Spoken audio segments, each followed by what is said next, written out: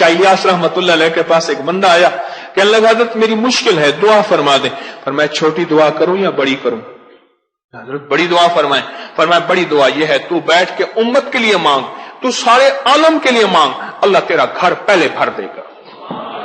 تو امت کے لیے مانگ, تو اپنی زندگی کی انفرادی راہیں چھوڑ دے. میں نے جس کو بھی یہ عمل بتایا ہے, اللہم اغفر لی ولوالدی وللمؤمنین والمؤمنات والمسلمین والمسلمات, یہ جس کو یہ بتایا ہے اور بارہا بتایا ہے, حدیث میں آتا ہے, صحیح حدیث ہے, جو 25 یا 27 دفعہ پڑھے جو دعا مانگے قبول ہوتی ہے. اور حدیث میں تو یہاں تک آتا ہے کہ وہ مستجاب الدعوات لوگوں میں شامل ہوتا ہے, ایسے لوگ یوں ہاتھ اٹھائیں یوں قبول.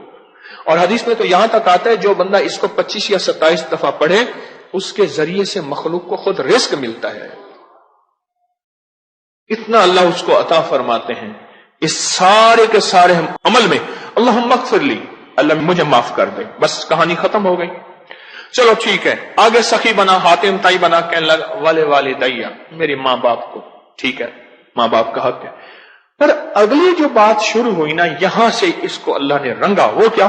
وللمؤمنین والمؤمنات والمسلمین والمسلمات.